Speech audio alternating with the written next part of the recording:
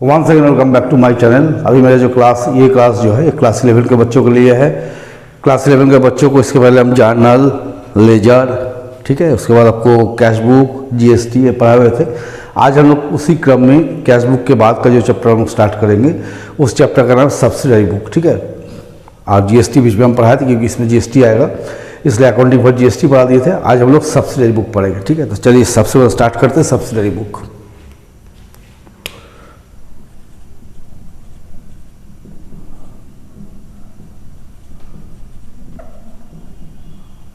देखिए, इसके पहले पिछले चैप्टर में जो कैश बुक पढ़े थे, तो कैश बुक हम लोग क्या पढ़े थे कि जितना भी कैश ट्रांजेक्शन्स होगा सबको कैश बुक के माध्यम से रिकॉर्ड करना है। सब्सिडरी बुक क्या है? उसी क्रम में सब्सिडरी बुक एक ऐसा बुक है जिसमें नॉन कैश आइटम जो कैश में नहीं हुआ उसको रिकॉर्ड करना है, ठीक है। तो चलिए हम लोग इस तरह से लिखेंगे, subsidiary book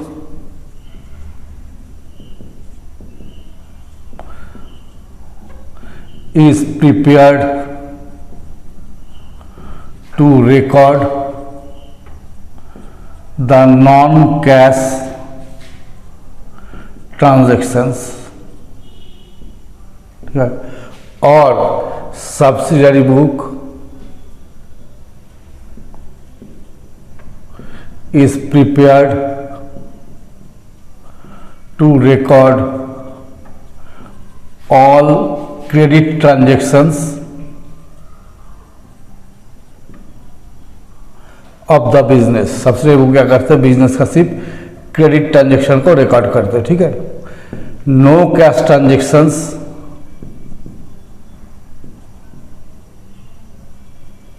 are recorded in subsidiary book. Subsidiary book कोई भी कैश ट्रांजेक्शन को रिकॉर्ड नहीं करेंगे, ठीक है। तो देखिए, द फॉलोइंग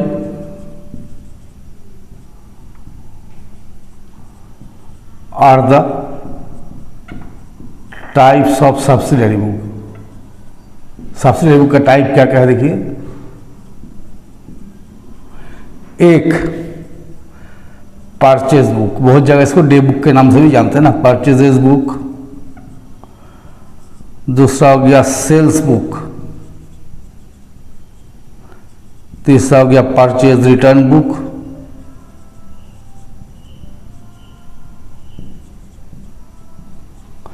चौथा हो गया सेल्स रिटर्न बुक।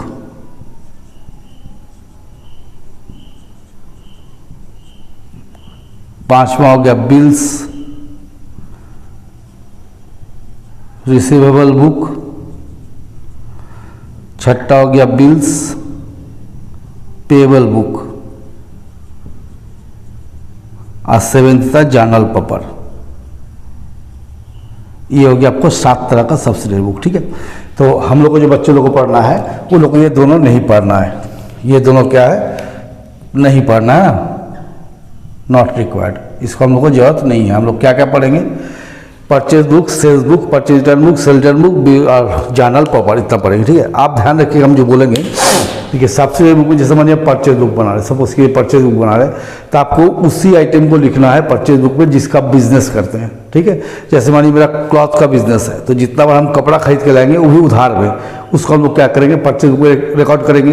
लेकिन कपड़े की जगह मानिए कोई इलेक्ट्रॉनिक आइटम खरीद लिए, उधार में ही खरीदे, लेकिन उसका एंट्री वहाँ नहीं करेंगे, उसको जर्नल पेपर में ले जाएंगे।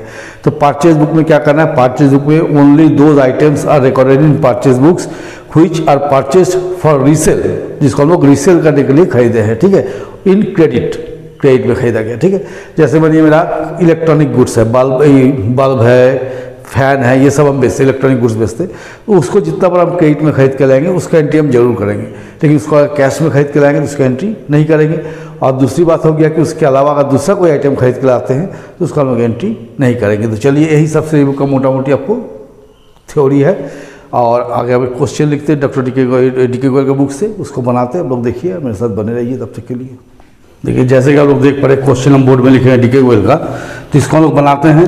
देखिए, थोड़ा क्वेश्चन छोटा लिखना पड़ेगा, बोर्ड बहुत बड़ा चाहिए इसके परचेज बुक, सब्सिडरी बुक के लिए। तो चलिए पहले आप लोग इसका चार्ट ड्रॉ करें, कैसे बनाएंगे, ठीक है। देखिए, इस जगह में थोड़ा सा मेरा क्या होता है ना कि वाटर लोगो आ जाता है, दिक्कत होता है, तो उसी में थोड़ा सा देख लीजिएगा, है ना। हालांकि इसमें कुछ आएगा नहीं अभी। देखिए, सबसे पहले इसमें कलम बनाते हैं डेट का, फिर ये बनाते हैं लोग डिटेल का, पार्टिकुलर का। फिर यहाँ लिखते हैं इनवॉइस नंबर, हालांकि इसका काम नहीं है, अभी दिया नहीं क्वेश्चन में, तो इनवॉइस नंबर। फिर बनाएंगे LF का कलम, लेजर फोलियो। ओहो टेढ़ा हो जाता है।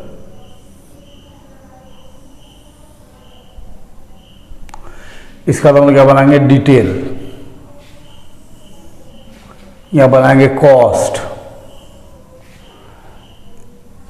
Input CGST, input SGST, input IGST और टोटल। ठीक है, देखिए क्या लिखेंगे, यहाँ लिखेंगे डेट, यहाँ लिखिएगा जब परचेज बुक बना रहे हैं ना, नेम ऑफ द क्रेडिटर्स, और जब सेल बुक बनाइएगा तो क्या लिखिए, नेम ऑफ द डेटर्स। ये हो गया इनवॉइस नंबर, मतलब बिल नंबर। अगर दिया जाएगा क्वेश्चन तो लिखना है, तो लिखना LF।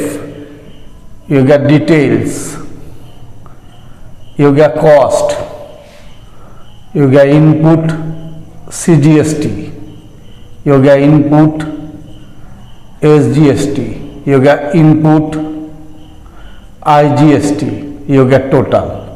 ठीक है, यहाँ हमारे लिख देते परचेज बुक। ये हो गया क्वेश्चन। हम लिखे क्या क्या लिखे, date, name of the creditors लिखे। जब सेल बुक बनाएंगे सेम ही रहेगा, यहाँ कर देंगे नेम ऑफ द डेटर्स। ठीक है, invoice number, LF, detail, cost, input CGST, input SGST, input IGST, total.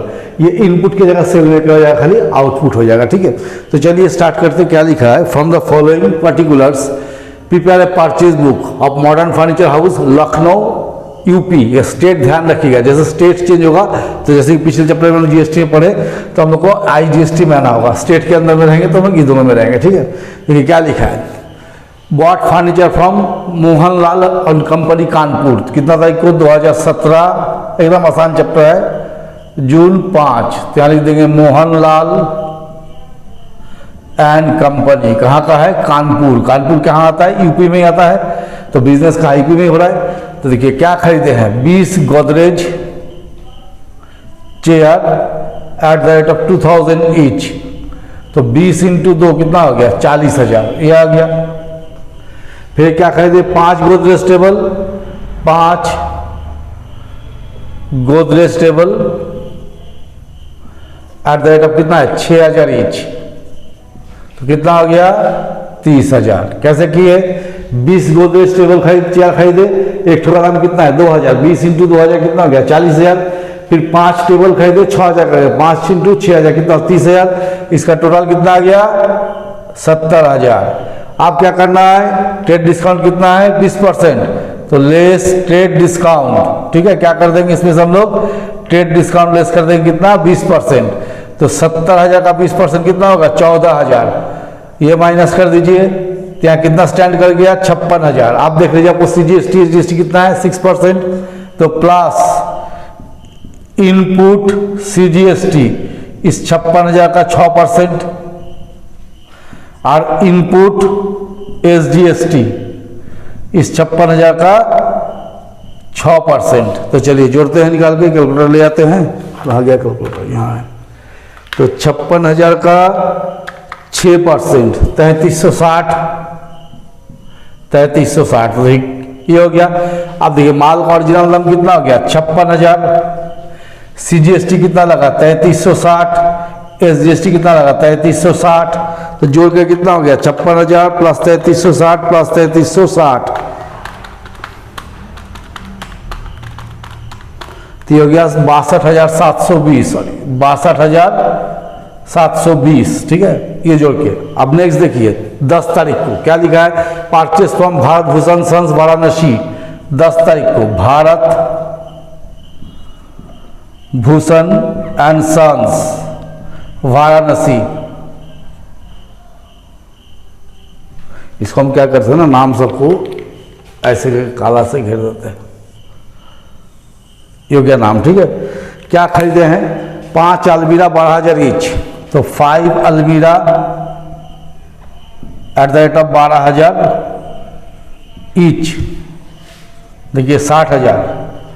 2 revolving chair, 2 revolving chair at the rate of 20,000 each. कितना हो गया 40,000। तो ये दोनों अगर हम जोड़ दें कितना हो गया 1 लाख। अब इसमें ट्रेड डिस्काउंट कितना बोला है 10%, तो less TD that is trade discount 1 lakh का 10% निकाल दिए 10,000 माइनस करके कितना बच गया 90,000। इस पे जोड़िए इनपुट CGST 90,000 का 6% कितना हो गया 5400, प्लस इनपुट SGST 90,000 का 6% कितना हो गया 5400। तो हम लोग कैसे लिखेंगे इसको 90,000 हो गया actual cost, input CGST 5,400, SGST 5,400, तो 90,000 और 10,800 कितना हो गया 1,08,000 होगा ना। कितना हो गया 1,08,000।